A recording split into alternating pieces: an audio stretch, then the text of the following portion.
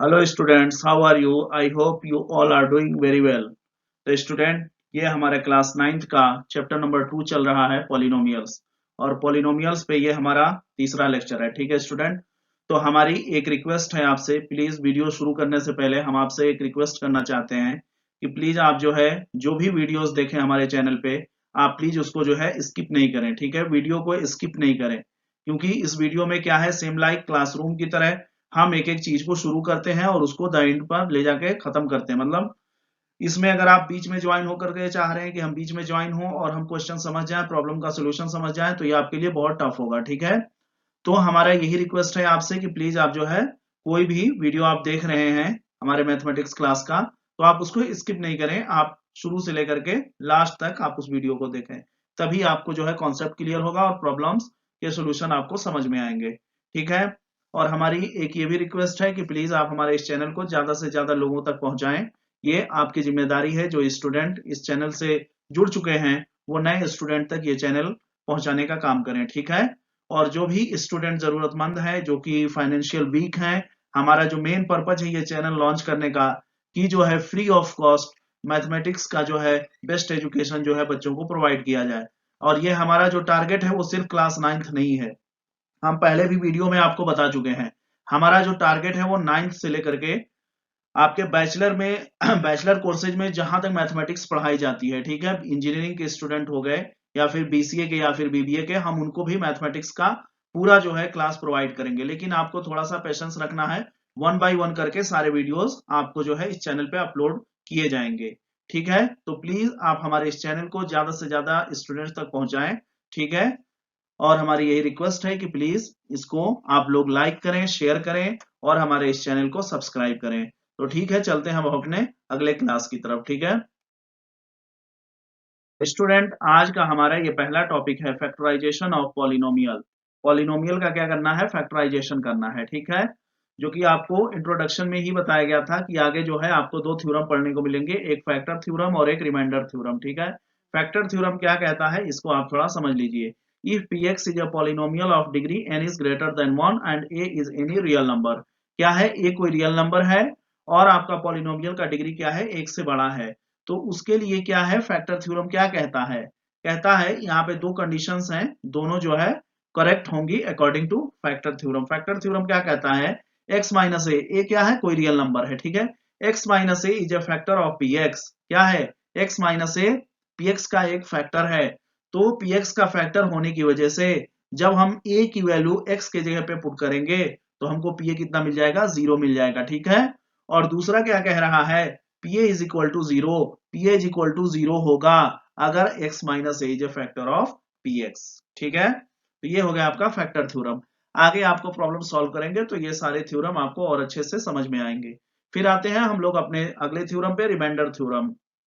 Reminder theorem क्या है, आपको एक चीज कॉन्सेप्ट पता होगा कि डिविडेंड इज इक्वल टू क्या होता है, यहाँ पे ये फॉर्मूला जो लिखा हुआ है, आ गया ना नाम रिमाइंडर का। तो रिमाइंडर को कहां से रिलेट करेंगे, आपको पता है कि जब हम डिवीजन करते हैं तो उसमें डिफरेंट पार्ट्स आते हैं। क्या क्या पार्ट्स होते हैं, डिवाइड करने पे एक डिवीजर होता है, एक डिविडेंड होता है, एक क्वोशिएंट होता है और एक रिमाइंडर होता है। इन्हीं चारों का रिलेशन जो होता है वो यहाँ पे लिखा हुआ है और यहीं से आपका रिमाइंडर थ्योरम आया है। ठीक है, तो आप डिविडेंड इज इक्वल टू क्या लिखेंगे, dividend is equal to divisor into quotient plus remainder. तो हमने डिविडेंड को एक स्पेशल पॉलिनोमियल का नाम दे दिया है px और डिवीजर को हमने x माइनस ए बोल दिया है। क्वोशिएंट को एक जो आ रहा है यहाँ पे एक एग्जांपल हमने समझाने की कोशिश की है। ठीक है, क्वोशिएंट जो आ रहा है उसको हमने qx और रिमाइंडर जो आ रहा है उसको हमने rx बोल दिया है। तो according to this formula we write the remainder theorem. Remainder theorem क्या है, px इज इक्वल टू यही है ना, x minus A into Q X minus A into Q X plus R X, और आर एक्स क्या है, this is the remainder. और अगर आपको किसी भी प्रॉब्लम में रिमाइंडर अगर फाइंड आउट करना है कि अगर कोई भी आपका पॉलिनोमियल दिया हुआ है और उसमें बोला जा रहा है कि इसका रिमाइंडर कितना आएगा, तो आप क्या करेंगे, सिंपल सी बात है, जो px दिया हुआ है स्टूडेंट वहां पे आप क्या करेंगे, x की जगह पे a पुट करके आप pa की वैल्यू निकाल देंगे, जो p आएगा वही रिमाइंडर आपको आएगा। तो रिमाइंडर आने का फायदा क्या होगा? रिमाइंडर आने का फायदा ये होगा कि आपको जो है मल्टीपल चॉइस क्वेश्चन में बहुत सारे ऐसे प्रॉब्लम आएंगे आगे, और आगे आप एक्सरसाइज में जब आगे बढ़ेंगे तो ये होगा कि कोई पॉलिनोमियल दिया हुआ होगा, ठीक है, और ये पूछेगा इस पॉलिनोमियल में क्या ऐड करें कि ये जो है x माइनस ए इसका एक जो है फैक्टर हो, या x माइनस 2 x माइनस 5 कुछ भी हो, ये इसका फैक्टर हो जाए। तो उस सिचुएशन में हम क्या करेंगे कि हम पहले क्या फाइंड आउट करेंगे, उसका रिमाइंडर फाइंड आउट करेंगे। तो रिमाइंडर फाइंड आउट करने के लिए क्या करेंगे, जो पॉलिनोमियल दिया हुआ है उसमें जिसका फैक्टर वो बोल रहा है, x माइनस ए का अगर फैक्टर बोल रहा है तो यहाँ पे x की वैल्यू क्या आएगी, a हम क्या करेंगे उस पॉलिनोमियल में पुट कर देंगे। तो यहाँ पे अगर हमने एक एग्जांपल लिया है x माइनस 2 का, तो यहाँ पे हमको रिमाइंडर फाइंड करने के लिए क्या करेंगे, a की जगह पे 2 पुट कर देंगे। तो हम देख रहे हैं कि a की वैल्यू -12 आ रही है, यानी हमारा क्या है, रिमाइंडर -12 आएगा। यानी इस पॉलिनोमियल में अगर हम -12 ऐड कर दे रहे हैं तो क्या मिल जाएगा, x माइनस 2 इस पॉलिनोमियल का एक फैक्टर हो जाएगा। तो ऐसे प्रॉब्लम्स आएंगे आपको, वो आप इसके हेल्प से कर सकते हैं। ठीक है स्टूडेंट, तो चलते हैं अब हम आगे की तरफ। अब ये स्टूडेंट हमारा अगला जो टॉपिक आ गया इसमें, factorisation of the polynomial by splitting the middle term. Middle term को स्प्लिट करके आपको क्या करना है, फैक्टराइजेशन करना है। तो इसमें क्या होगा कि ये किस पे अप्लाई हो रहा है, क्वाड्रेटिक पॉलिनोमियल पे। किस पे, क्वाड्रेटिक पॉलिनोमियल पे। और क्वाड्रेटिक पॉलिनोमियल का जो स्टैंडर्ड इक्वेशन लिखा जाता है वो यही होता है, ax square plus bx plus c is equal to 0। ये क्या है, क्वाड्रेटिक पॉलिनोमियल इक्वेशन का ये जनरल फॉर्म है। इसमें ए बी सी क्या है, आपके कांस्टेंट हैं, और ए कभी भी आपका जो है 0 के इक्वल नहीं होगा, क्योंकि अगर ए 0 के इक्वल हो गया तो क्वाड्रेटिक इक्वेशन रहेगा ही नहीं। ठीक है, तो ये आपका एक क्या है, कौन सा इक्वेशन है, जनरल आपका क्वाड्रेटिक पॉलिनोमियल इक्वेशन है। अब इस पॉलिनोमियल इक्वेशन में हम आपको ये प्रूफ करके दिखाएंगे कि मतलब ये स्प्लिट कैसे होगा। ठीक है, यही प्रूफ यहाँ पे दिखाया गया है। और वैसे एक सिंपल सी हम आपको बात बता रहे हैं कि प्रूफ यही होगा इसका, मतलब ये क्या कहता है polynomial equation, splitting the middle term. Middle term क्या है, ये है, इसी को आपको ब्रेक करना है। तो जो मिडिल टर्म होगा, जो बी होगा, उसको क्या करना है, ऐसे ब्रेक करना है कि वो दो नंबर के किसके बराबर हो जाए, एडिशन के बराबर हो जाए। बी का वैल्यू क्या है, दो कोई भी नंबर हो, जो भी नंबर हो, पी क्यू हो, ठीक है, इनका एडिशन के बराबर आ जाए। और AC कैसा हो, पी क्यू के प्रोडक्ट के बराबर आ जाए। यानी हमको बी को ऐसे स्प्लिट करना है P प्लस क्यू के फॉर्म में कि अगर हम ऐड करें तो ये B आ जाए, और मल्टीप्लाई करें तो हमको AC मिल जाए। अब इसी का प्रूफ यहाँ पे बताया गया है, और इसी को हम लोग आगे जो है यूज करेंगे। B को क्या करेंगे, यानी मिडिल टर्म को क्या करेंगे, स्प्लिट करेंगे। तो स्प्लिट कैसे करेंगे, वो जब प्रॉब्लम आएगा तो आपको और अच्छे से क्लियर हो जाएगा। स्प्लिट B को ऐसे करें कि ऐड करें तो B मिल जाए, और मल्टीप्लाई करें तो आपका AC मिल जाए। ठीक है, तो यही है आपका splitting of the middle term. तो यहाँ पे क्या है, एक इन्होंने प्रूफ करने की कोशिश की है। इन्होंने क्या बोला है, ax square plus bx is equal plus c। ठीक है, ये कोई आपका क्वाड्रेटिक पॉलिनोमियल है। इन्होंने मान लिया है कि px प्लस q और rx प्लस s क्या है, इस क्वाड्रेटिक पॉलिनोमियल के क्या है, फैक्टर्स हैं। इन्होंने पहले मान लिया है। दो फैक्टर क्यों माना है इन्होंने, क्योंकि ये 2 डिग्री का है, 2 डिग्री का है, यानी क्वाड्रेटिक इक्वेशन है, इसलिए दो फैक्टर होंगे। और यहाँ पे p और r क्यों ऐड किया है x के साथ, क्योंकि आप देख रहे हैं यहाँ पे x स्क्वायर के साथ अभी आगे जब मल्टीप्लाई होगा तो x square p into r बनेगा। यानी यहाँ पे भी एक कोफिशियंट a लगा हुआ है, इसलिए हम ऐसा मतलब हमने माना है कि जो है इनका भी जब मल्टीप्लाई हो तो कोफिशियंट कुछ ना कुछ एक्स स्क्वायर के साथ आना चाहिए। ठीक है, तो इसको हमने, ये हमारा जनरल हमारा ये होगा पॉलिनोमियल इक्वेशन, क्वाड्रेटिक पॉलिनोमियल। और फिर अब हम इसको, अगर ये हमारे क्या है, फैक्टर्स हैं, तो ये दोनों का मल्टीप्लाई इसके इक्वल होगा, और यहां से हमने ये फाइंड आउट कर लिया। अब हमने देखा b इज इक्वल टू क्या आ रहा है, अगर हम कंपेयर कर रहे हैं एक्स स्क्वायर का कोफिशियंट a, यहाँ पे P R, A is equal to क्या वैल्यू आ रही है, P R. b is equal to क्या आ रही है, ps plus Q R, ps plus Q R. ठीक है, और on comparing the constant term we get c is equal to क्या मिल रहा है, qs। यानी आपको a का वैल्यू मिल गया, b का वैल्यू मिल गया, c का वैल्यू मिल गया। अब b को आप देख रहे हैं कि b जो है दो नंबर्स का क्या है, एडिशन है। b क्या है, sum of two numbers ps and qr, whose product is ps into qr। इसका प्रोडक्ट क्या बनेगा, बी का जो ये दो नंबर्स आ रहे हैं पीएस और क्यूआर, तो इनका प्रोडक्ट क्या बनेगा, पीएस इंटू क्यूआर, ठीक है। और पीएस इंटू क्यूआर क्या है, ये आपका एसी के बराबर है, ठीक है। तो कहने की बात ये है, पीएस इंटू क्यूआर ये लिखा हुआ है ना, तो ये मल्टीप्लाई का सिंबल है। आप इनका जो है प्लेस अगर एक्सचेंज भी करते हैं तो वैल्यू चेंज होगी, नहीं चेंज होगी।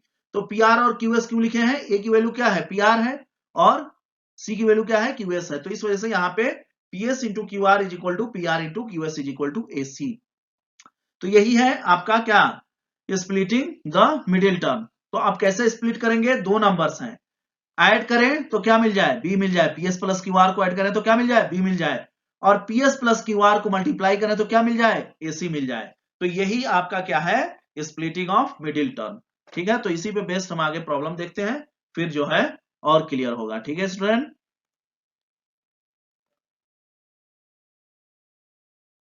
अब हम आ गए हैं एग्जाम्पल नंबर 6 पे, ठीक है। ये हमारा है example number 6, examine whether x plus 2 is a factor of x cube plus 3x square plus 5x plus 6 and of 2x plus 4। आपको ये फाइंड आउट करना है कि x प्लस 2 इसका और इसका फैक्टर है कि नहीं है। तो एग्जामिन करने के कई तरीके हो सकते हैं, ठीक है। या तो कोई स्टूडेंट क्या करेगा, इसका जो है फैक्टर निकालने लगेगा, इसको जो है फैक्टराइज करेगा, ठीक है। कोई स्टूडेंट क्या करेंगे कि इसको फैक्टराइज करेंगे, दोनों को फैक्टराइज करेंगे और देखेंगे x प्लस 2 आ रहा है उनका फैक्टराइजेशन में कि नहीं आ रहा है। और हमेशा क्या है कि आसान और सिंपल वे की तरफ आगे बढ़ा जाता है। तो कहने की बात यह है कि अभी आपने फैक्टर थ्योरम पढ़ा। फैक्टर थ्योरम क्या कहता है कि कोई भी आपका जो होगा मतलब पॉलिनोमियल, उसका जो फैक्टर होगा ना, वो क्या करेगा, उस पॉलिनोमियल पे अगर अप्लाई करेंगे, अगर वो वैल्यू पुट करेंगे उस पॉलिनोमियल पे, ए की वैल्यू अगर वो पुट करेंगे, अगर वो जीरो होगा उस पॉलिनोमियल का, अगर वो जीरो होगा उस पॉलिनोमियल का, ए अगर जीरो होगा उस पॉलिनोमियल का, तो हमारा फैक्टर, ये हमारा फैक्टर थ्योरम क्या कहता है, P is equal to zero आ जाएगा। तो हम मान लेते हैं, जैसे ये कह रहा है कि आप चेक करिए है कि नहीं, तो हम मान लेते हैं एक्स प्लस टू इसका क्या है, जीरो है, यानी फैक्टर है, हमने मान लिया फैक्टर है। तो हम यहां से क्या पाएंगे, x प्लस टू से जीरो क्या होगा, इसका जीरो क्या निकलेगा, x plus two is equal to zero, X is equal to minus two, यानी a की वैल्यू क्या निकल रही है, माइनस टू निकल रही है। अब हम क्या करेंगे, by applying the factor theorem, इस पॉलिनोमियल में भी x की जगह माइनस टू पुट करेंगे और इस पॉलिनोमियल में भी x की जगह माइनस टू पुट करेंगे, और देखते हैं क्या जीरो आ रहा है। अगर जीरो आ गया तो क्या है, पॉलिनोमियल ये इसका फैक्टर है, और अगर नहीं आया तो फैक्टर नहीं है। तो हम देख रहे हैं अप्लाई करने के बाद जीरो आ गया, और इस पॉलिनोमियल में दूसरे वाले में अप्लाई करने के बाद भी जीरो आ गया, ठीक है। ये आपका पहला है और ये आपका दूसरा है, ठीक है। तो पहले में भी जीरो आ गया और दूसरे में भी जीरो आ गया। So by the factor theorem x plus two is a factor of this and this, okay. फिर आते हैं अगले एग्जांपल पे, example number 7, find the value of k, k की वैल्यू फाइंड करिए if x minus a is a factor of 4x cube plus 3x square minus 4x plus k। आप यहाँ पे k एक कांस्टेंट है, इसका वैल्यू फाइंड आउट करना है, किस केस में, जब आपका x माइनस a क्या है, इस पॉलिनोमियल का फैक्टर है।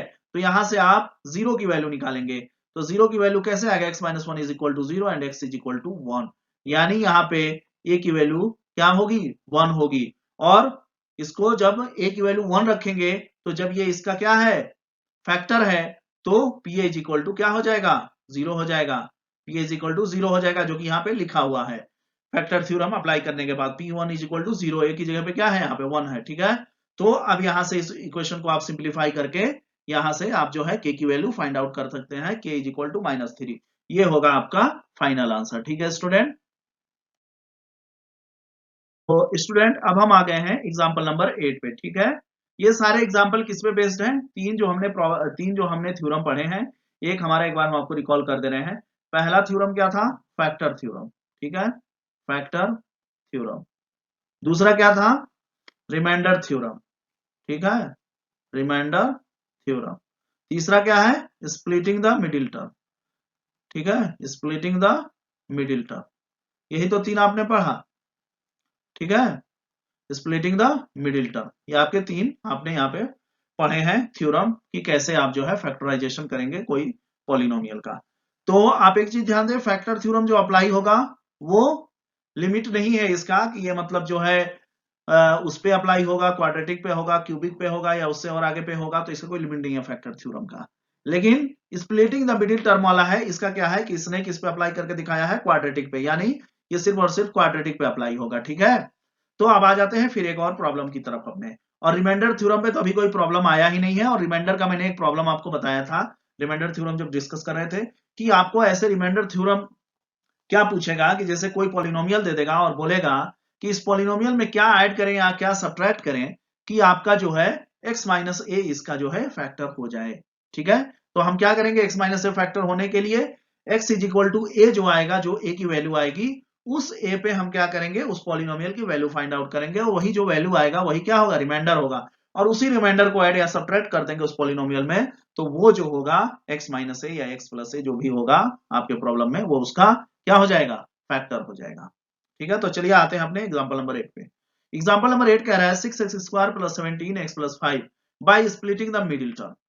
ये क्या है, क्वाड्रेटिक इक्वेशन है ना, तो इसमें मिडिल टर्म वाला फॉर्मूला अप्लाई होगा, मिडिल टर्म वाला जो रूल है वो अप्लाई होगा, and by using the factor theorem, दोनों से आपको इसको फाइंड आउट करना है, मिडिल से भी और फैक्टर थ्योरम से भी। तो पहले हम मिडिल टर्म को अप्लाई करते हैं। तो मिडिल टर्म क्या कहता है student, 6x square plus 17x plus 5, ये आपका एक क्वाड्रेटिक इक्वेशन लिखा हुआ है, जनरल क्वाड्रेटिक इक्वेशन, जो कि ये है आपका। ठीक है, इसी से इन्होंने, अभी पहला प्रॉब्लम है इसलिए हमने इसको लिखा है कि आप ये समझें कि ये क्यों लिखा हुआ है। The given polynomial is this and comparing a polynomial with standard quadratic polynomial. ठीक है, इसके साथ हम इन दोनों इक्वेशन का क्या करेंगे, कंपैरिजन करेंगे। जब कंपैरिजन करते हैं तो हमको क्या मिलता है, प्रोडक्ट क्या मिलता है, a into C is equal to क्या मिल रहा है, 30 मिल रहा है, और ये जो मिडिल टर्म है, यही तो मेन टर्म है, मिडिल टर्म जो है इसका एडिशन क्या हो रहा है, b इज इक्वल टू क्या मिल रहा है, 17 मिल रहा है, b इज इक्वल टू क्या मिल रहा है, 17 मिल रहा है। अब हम क्या करेंगे, b इज इक्वल टू 17 को तो गौर करेंगे, लेकिन हम सबसे पहले कोशिश करते हैं a इंटू सी को मतलब लिखने की। a इंटू सी क्या है, 30 है, यानी 30 को हम कितने तरीके से लिख सकते हैं, एक कंप्लीट नंबर्स के मल्टीप्लीकेशन में हम 30 को कितने तरीके से लिख सकते हैं। Now find the possibility for AC, तो AC की पॉसिबिलिटी क्या हो सकती है, यानी 30 की पॉसिबिलिटी क्या हो सकती है, 1 into 30, 2 into 15, 3 into 10 and 5 into 6, इसके अलावा और कोई पॉसिबिलिटी पॉसिबल नहीं है। अब ये पॉसिबिलिटी तो हमने निकाल दिया AC का, अब हम देखेंगे कि क्या हमारा दूसरा कंडीशन फुलफिल हो रहा है। यहाँ पे दूसरा क्या कह रहा है, यानी AC का, यानी ये जो दोनों का मल्टीप्लीकेशन आ रहा है दो नंबर्स का, उनका एडिशन कितना आना चाहिए, 17 आना चाहिए। तो हम देखते हैं कि इस ग्रुप का क्या एडिशन 17 आ रहा है, 30 प्लस 1 नहीं, 15 प्लस 2 यस, तो यही हमारा कॉम्बिनेशन क्या होगा, 17 को ब्रेक करेगा, यानी 17 को हम लिखेंगे 15 प्लस 2, ये भी नहीं होगा और ये भी नहीं होगा। तो यहां से जब हम इसको ब्रेक किए तो 15 प्लस 2x हो गया और ये 5 हो गया, 6x square plus 15x plus 2x plus 5। यहां से आप देख रहे हैं इन दोनों पहले के जो दो आपके आए हुए हैं ये एक्सप्रेशन, इसमें हम देख रहे हैं कि क्या इसमें कुछ कॉमन है, तो इसमें देख रहे हैं कि 3x कॉमन है इन दोनों में, फिर यहाँ पे बच रहा है 2x प्लस 5, यहाँ इन दोनों में देख रहे हैं कोई कॉमन है नहीं है, तो कुछ कॉमन नहीं है तो प्लस 1 कॉमन हो जाता है, तो प्लस 1 निकाल लिया तो 2x प्लस 5, 2x प्लस 5 इसमें भी है इसमें भी है, तो ये यहाँ पे कॉमन आ गया 2x प्लस 5, और रिमेनिंग जो आपके बचे हुए हैं ये यहाँ पे दूसरे ब्रैकेट में आ जाएंगे, तो ये आपका हो जाएगा आंसर। तो इसका फैक्टराइजेशन क्या हुआ, by splitting the middle term. ठीक है, अब देखते हैं इसका फैक्टर थ्योरम से कैसे इसको फैक्टराइज करते हैं। ठीक है स्टूडेंट,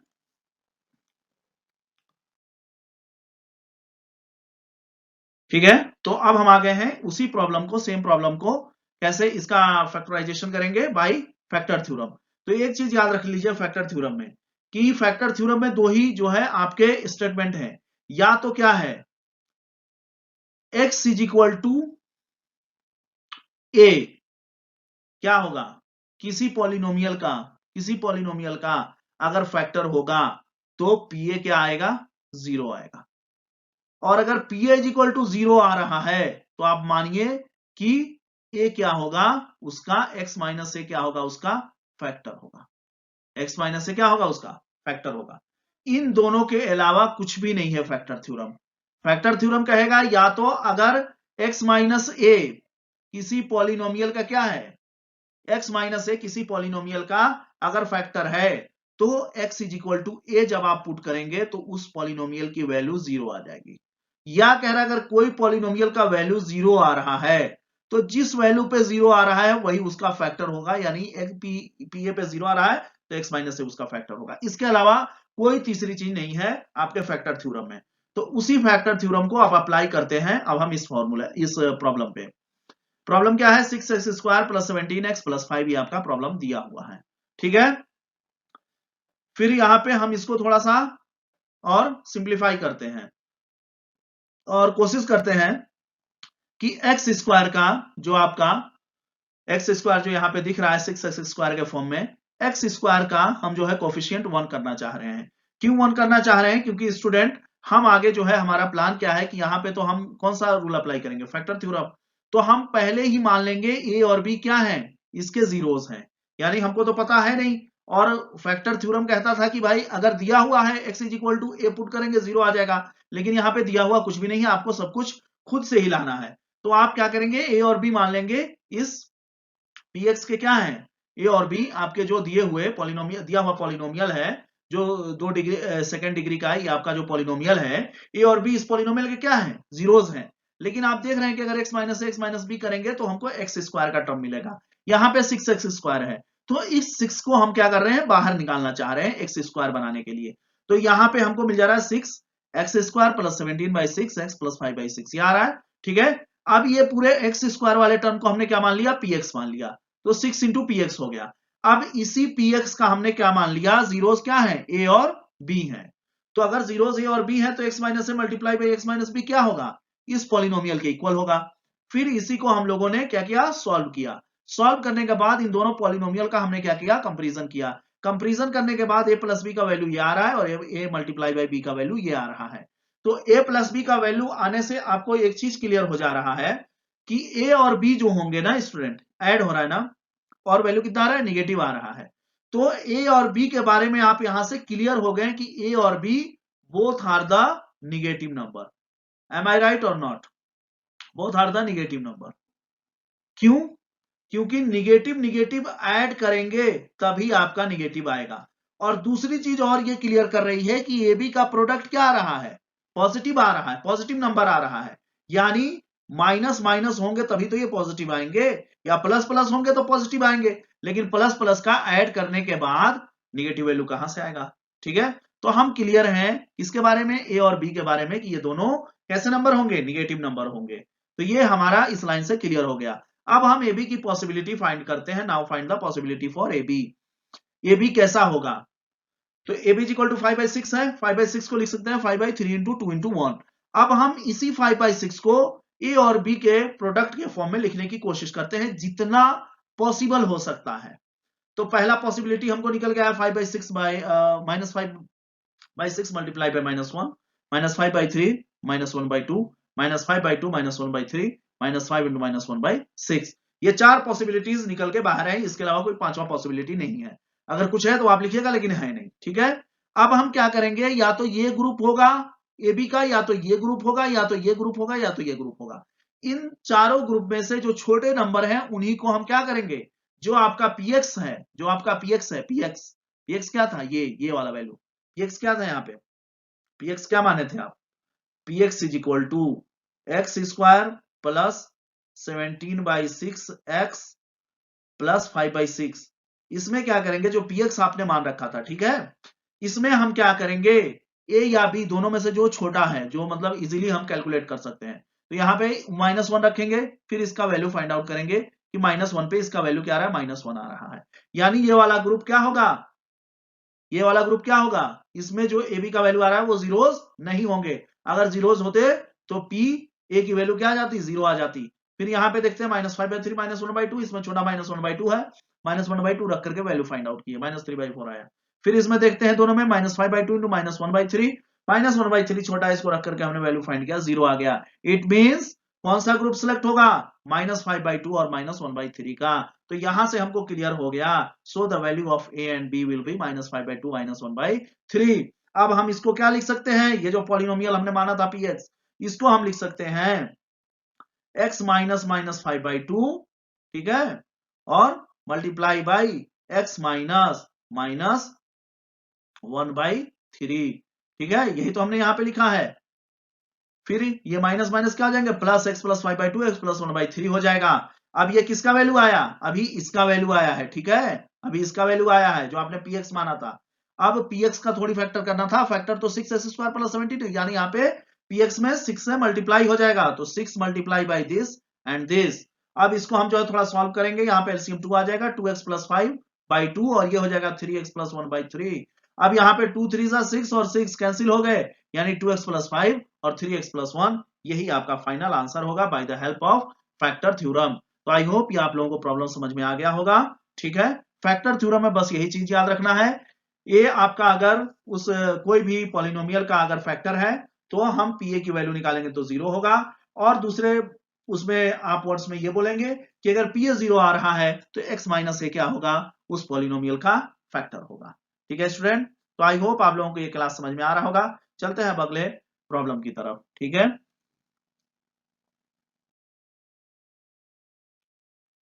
अब हम आ गए हैं एग्जाम्पल नंबर 9 पे। ठीक है, एग्जाम्पल नंबर 9 क्या है, factorise Y square minus 5y plus 6 by using the factor theorem.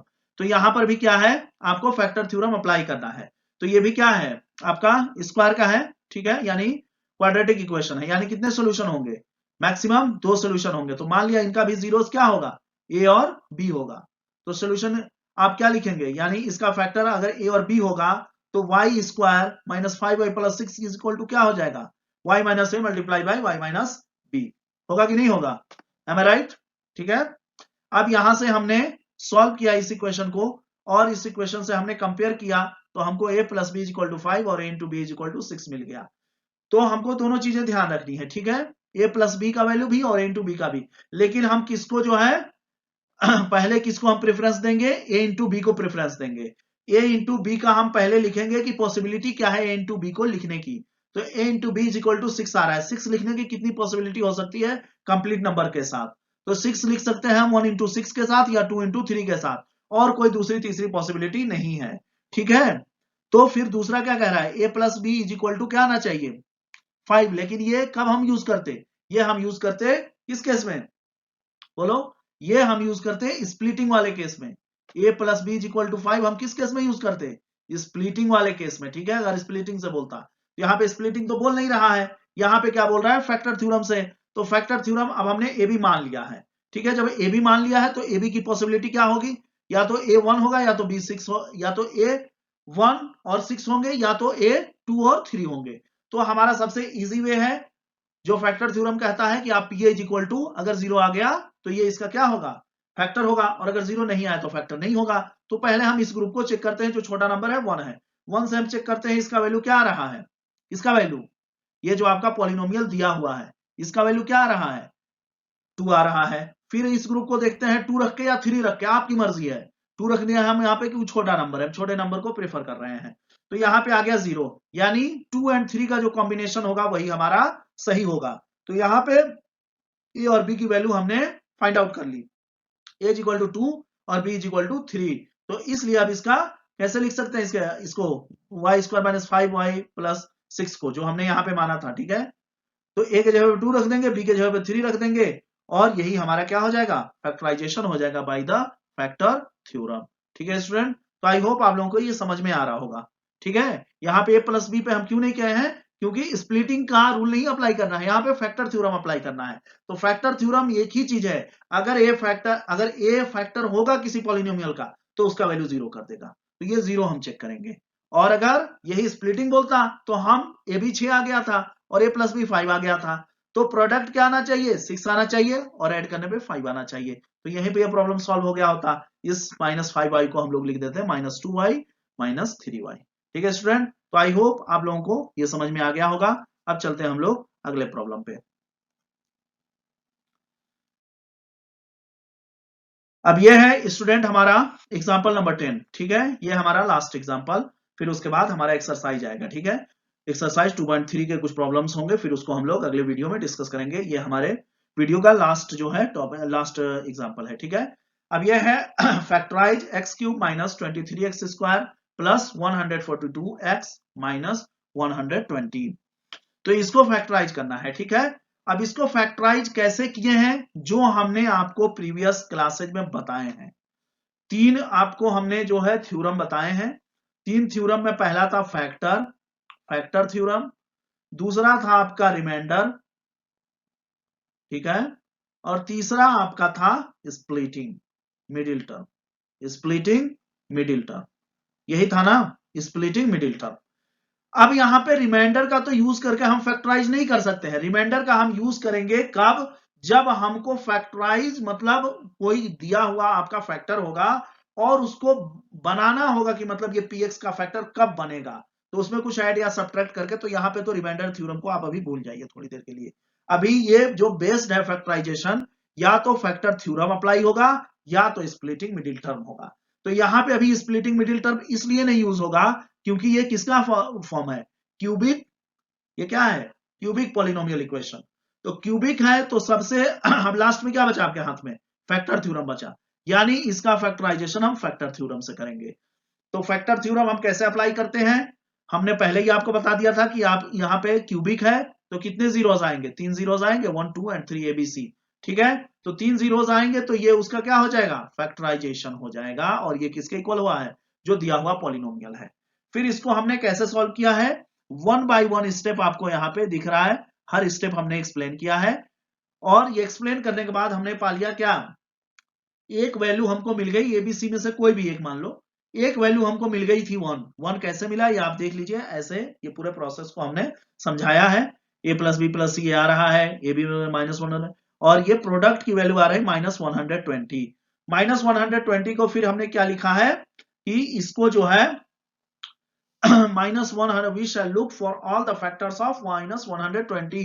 -120 के हर एक फैक्टर को हमने लिखने का कोशिश किया है, और फैक्टर जब लिख दिए हैं तो इसी में से तो जो -120 आ रहा है तो एबीसी का प्रोडक्ट ही आएगा -120, तो इसी में से कोई ना कोई नंबर्स होंगे। ठीक है, तो यहां पे पहले हमने एक वैल्यू रखकर पुट करके हमने इसका वैल्यू निकाल लिया। जैसे ही हमने 1 रखा, मतलब आपका किस्मत सही था, लॉन्ग कैलकुलेशन से बचना था, और एग्जाम और ये जो इन्होंने क्वेश्चन सेट किया है ऐसा ही किया है कि आपका कॉन्सेप्ट वो चेक करना चाह रहे हैं, बाकी आप जो है प्रोसेस को फॉलो करते रहिए जो प्रोसेस कहा जा रहा है। तो 1 आपने पुट किया, ऐसे ही आपको मिल गया 0। जैसे ही आपको 0 मिल गया तो यानी आपको एक क्या मिल गया, एक 0 आपको मिल गया कि नहीं, x माइनस 1 आपको मिल गया, यानी ये की वैल्यू 1 मिल गई, या बी किसी की जिसको भी मान ले। ठीक है, अब x माइनस 1 मिल गया तो जाहिर बात है x माइनस 1 इसी पॉलिनोमियल के अंदर छुपा होगा। अब हम इस पॉलिनोमियल को क्या किए हैं, x माइनस 1 के फॉर्म में लिखने की कोशिश किए हैं। तो आखिरकार हम अपने कोशिश में कामयाब हुए हैं और x माइनस 1 के फॉर्म में हम इसको लिख ले गए हैं। यानी इसमें भी x माइनस 1 कॉमन है, इसमें भी है और इसमें भी है, यानी मिडिल टर्म को हमने थोड़ा सा, यहाँ पे मिडिल टर्म क्या है आपका, मिडिल टर्म क्या है, ये 23x², यानी x माइनस 1 हमको निकालना है। तो आपको अपना माइंड यूज करना पड़ेगा, यहाँ पे x क्यूब है और तब x क्यूब में से x माइनस 1 कब आएगा, यानी यहाँ पे x² होगा तभी ना x माइनस 1 निकल के आएगा। तो जब x² यहाँ निकल गया माइनस का, तो बचा हुआ कहाँ पे चला जाएगा, और रिमेनिंग यहाँ रह जाएगा -22x²। तो ऐसा प्रॉब्लम सेट किया जाता है। तो x माइनस 1 यहाँ से निकल गया, फिर ये हमारा क्या आ गया, x माइनस 1 दूसरे ब्रैकेट में x² -22x + 120 is equal to P x. अब फिर ये हमारा कैसा इक्वेशन बन गया, ये हमारा बन गया क्वाड्रेटिक पॉलिनोमियल। क्वाड्रेटिक पॉलिनोमियल बन गया तो अब हम आराम से यहाँ पे स्प्लिटिंग द मिडिल टर्म वाला फॉर्मूला अप्लाई कर सकते हैं। और उसको अप्लाई करने के बाद आपको मैं पहले बता चुका हूं, बार बार वही चीज मैं रिपीट कर रहा हूं, एक बार फिर आप जो है खुद से इसको ट्राई करिएगा और देखिएगा बाय स्प्लिटिंग मिडिल टर्म कौन सी पॉसिबिलिटी बन के बाहर आ रही है। तो 10 और 12 की पॉसिबिलिटी निकल रही है बाहर। तो यहाँ पे क्या हो जाएगा, x माइनस 10 और x माइनस 12 आ जाएगा इसका फैक्टराइजेशन। फिर कंप्लीट का फैक्टराइजेशन क्या होगा, px is equal to x minus 1 multiply by ये वाली वैल्यू, और ये आपका आ जाएगा x minus 1 multiply by x minus 10 into x minus 12। यही आपका होगा फाइनल आंसर। तो आई होप आप लोगों को ये सारे जो है क्वेश्चन समझ में आए होंगे, और उम्मीद करते हैं कि आपको जो है आगे के भी लेक्चर समझ में आएंगे। तो स्टूडेंट अब इस क्लास को यहीं पे एंड करते हैं, ठीक है।